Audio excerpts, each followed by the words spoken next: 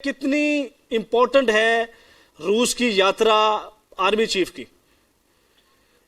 पाकिस्तान का army chief general Bajwa की visit Russia की एक लैंडमार्क विजिट है, बहुत इंपॉर्टेंट विजिट है ये जी। और हमारी पाकिस्तान नेशनल रिफॉर्म मूवमेंट ने पहले है कि पाकिस्तान को बैलेंस्ड फॉरेन पॉलिसी चाहिए जी। दुनिया के हालात बदल रहे हैं जिसको जियोपॉलिटिक्स कहते हैं, जो मेरी दूसरी किताब है, और इसके मुताबिक पाकिस्तान ने अपना नेशनल इंटरेस्ट यानी पाकिस्तान का कौमी मफाद का अपने इंटरेस्ट गार्ड करना है, वो बैलेंस में है। और उसका मतलब है कि चाइना के साथ आपके पहले ही बहुत अच्छे ताल्लुकात हैं। सीपेक में अभी आपने चाइना का बयान सुना, अभी भी उनके फॉरेन मिनिस्टर का, उनके डिफेंस मिनिस्टर का वगैरह।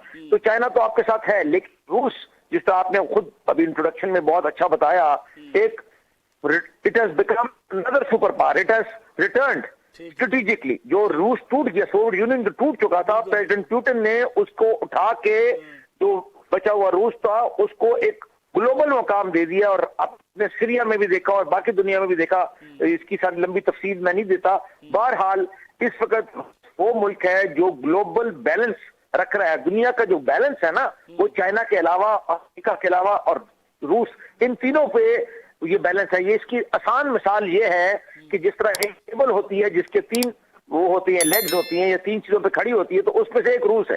तो अगर इस west, United States and EU, दूसरा है यूरोप, चाइना, और तीसरा है रूस। तो रूस की इतनी इंपॉर्टेंस है और इस इंपॉर्टेंस को इसलिए मैंने उजागर किया कि इस वक्त पुतिन जो है, और आपको पता होना चाहिए कि मैंने 2011 में प्रेसिडेंट पुतिन को लेटर लिखा था जिसमें यह बात लिखी थी कि दुनिया है उनको वर्ल्ड बैलेंस के लिए, और ये नेट पे गूगल पे चढ़ा हुआ है। और हमारी कोशिश रही है रूस के साथ में साथ अच्छा ब्रिगेडियर साहब, अमेरिका में अभी ये है कि हमारी ये सारी कार्रवाई जो आप सुन रहे हैं, इसमें बहुत से लोगों की कोशिश है। और आर्मी चीफ का जो विजिट है वो एक बहुत बड़ा गेम टर्नर है। देखें, वही रूस था जिसके साथ एक जमाने में, आपको पता है, हम मुखालिफ साइड पे थी 71 के अंदर और हमारे खिलाफ किया, और उसके बाद भी जब अफगानिस्तान में आया तो सबको तारीख पता है। अब वही रूस है जिसने खाली विजिट नहीं हुई, आप ये देखें ना कि रूस का ध्यान क्या आया। रूस से उनके military army land forces commander जो है कर्नल जनरल, उन्होंने कहा कि जी वो पाकिस्तान के साथ, पाकिस्तान जियो स्ट्रेटेजिकली बहुत इंपॉर्टेंट मुल्क है और वो मिलिट्री यानी कि स्ट्रेटेजिक रिलेशंस पाकिस्तान से मजीद बढ़ाना चाहते हैं। तो सिर्फ ये नहीं है कि पाकिस्तान चाहता है उनको या पाकिस्तान को जरूरत है, उनको भी हमारी जरूरत है और ख्वाहिश है। तो इससे क्या होगा, इससे बैलेंस आएगा। ब्रिगेडियर साहब, अमेरिका को क्या प्रॉब्लम है इस हवाले से? तो जी पहली बात तो यह है कि 70 साल से या कम से कम 40-50 सालों से आप अमेरिका के एलाई थे, आपको याद ही है, और ये अच्छी भी बात थी और इसमें कुछ प्रॉब्लम्स भी थी। अब बहरहाल अब सूरत हो गई है, इसमें पाकिस्तान ने एक इंडिपेंडेंट, जो मैंने जहां से बात शुरू की थी, Pakistan heading towards nationalist Pakistan, यानी पाकिस्तान के मफाद के लिए पाकिस्तान काम कर रहा है। और दूसरा जो फॉरेन पॉलिसी की बात की, जियो पॉलिटिक्स में दुनिया के अंदर, वो पाकिस्तान बैलेंस लाने की कोशिश कर रहा है। ये जो रूस की विजिट है उसको आप उस सेंस में देखिए। आपका जो सवाल है कि अमेरिका का प्रॉब्लम, अमेरिका से ज्यादा प्रॉब्लम तो हिंदुस्तान को है, जो रूस के साथ पुराना साथी था, रूस के वेपन इंडक्शन पे डिपेंडेंट है, और उसका ख्याल था कि रूस उसके साथ होगा अगर वो पाकिस्तान के खिलाफ कोई कार्रवाई करेगा। तो अब ये तो क्लियर हो गया कि वो तो सवाल ही पैदा नहीं होता, बल्कि Russia is now not only balancing but very friendly with Pakistan. अच्छा, इसीलिए अमेरिका की मैं बात कर दूं एक मिनट प्लीज, कि अमेरिका का तल्लक ये है कि अमेरिका का आपके ग्रिप या कंट्रोल खत्म हो रहा है ना। देखिए, आपने उनकी एड रिफ्यूज कर दी है, आप उनसे वेपन अगर आप कल रूस से लेना शुरू कर देते हैं तो इकोनॉमिक्स तो आपकी चाइना के साथ चलेगी। ये सीपेक बन रहे हैं, और असला जो आप अमेरिका खुद भी ले रहे, चाइना से भी लेते हैं और रूस से लेते हैं, तो अमेरिका की लेवरेज, अमेरिका का आपके ऊपर कंट्रोल क्या होगा, ये इन्फ्लुएंस क्या होगा? बड़ी सादा सी बात है। वो उनको तो नजर आ रहा है ना कि जो हमारे कंट्रोल इस मुल्क से निकलता जा रहा है। बहरहाल मैं ये दोबारा रिपीट करता हूं, पाकिस्तान नेशनल रिफॉर्म मूवमेंट की पॉलिसी कि हमें अमेरिका से भी ताल्लुकात ठीक रखने चाहिए, क्योंकि बहरहाल हिंदुस्तान से तो आपकी लड़ाई है ही है, कश्मीर पे भी और अफगानिस्तान पे भी और चाबहार पे। सो हमने रूस अमेरिका से ताल्लुकात अच्छे रखते हुए, लेकिन अमेरिका से ताल्लुकात अच्छे रखेंगे जब रूस आपके साथ ज्यादा फ्रेंड, वो इससे बैलेंस आ जाएगा। चाइना और रशिया कंबाइंड जो है ना, कंबाइंड, उसका बहुत ज्यादा असर है, क्योंकि वो बहुत बड़ी बन जाती है। इसका मतलब आने वाले दिनों में दो पार्टियां, दो ब्लॉक्स, दो किस्म के नेक्सस बनने जा रहे हैं, पाकिस्तान, रशिया और चाइना, भारत, इसराइल और अमेरिका।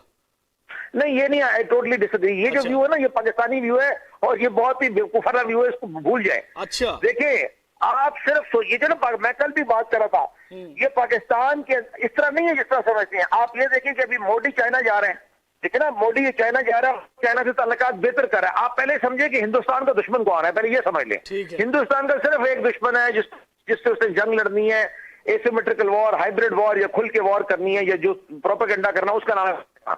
तो ये जेल में क्लियर कर ले, आपका भी एक ही दुश्मन है, हिंदुस्तान। आप अमेरिका से, रूस से, इसराइल से और यूरोप से सारे से दुश्मनी छोड़ दे, और वो भी छोड़ेंगे, ये नहीं कि हम छोड़ दे। ये जो हम बेवकूफी करते हैं कि हमें सारी दुनिया से हमारी दुश्मन है, आधी दुश्मन, वो ये छोड़ दे। देखिए, जियोपॉलिटिक्स एब्सोल्यूट नहीं होती है, ये ग्रे एरिया है। आप समझने की कोशिश करें ना। इस वक्त जरा समझे, हिंदुस्तान ने इसराइल के साथ अच्छे ताल्लुकात रखे हैं, ईरान के साथ अच्छे ताल्लुकात रखे हैं, पैलेस्टीन के साथ अच्छे ताल्लुकात रखे हैं। आपने सवाल किया ना, मैं थोड़ा एक्सप्लेन कर दूं। देखिए, ये मेरा आर्टिकल नेशन में छपा है अगले दिन, मतलब हफ्ता हो गया, 2 हफ्ते हो गए। उसका नाम है geopolitics of the non polar world. Non polar का मतलब है कि दुनिया को कोई पावर, पोलर से मतलब पावर, पूरी तरह कंट्रोल नहीं कर रही। जब रूस छूटा था ना 1991 में, तो उस वक्त अमेरिका यूनिपोलर यानी एक ताकत बनाई गई थी ग्लोबल, जो दुनिया को चला रही थी, यूनाइटेड स्टेट्स अमेरिका।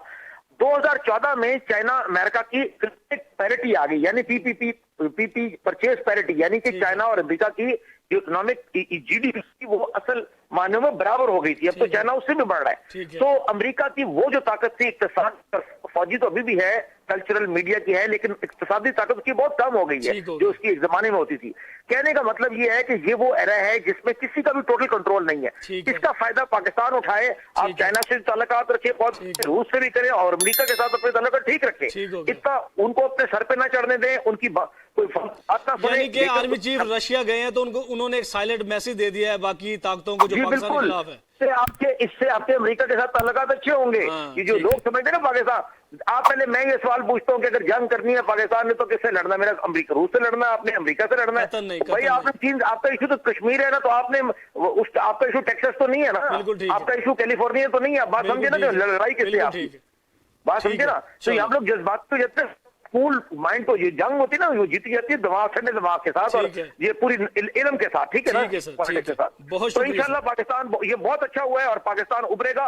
और मैं यहाँ बात खत्म करता हूँ कि Pakistan is the rising power. Pakistan ने उभरना है, पाकिस्तान एक अजीम नेशन बनना है।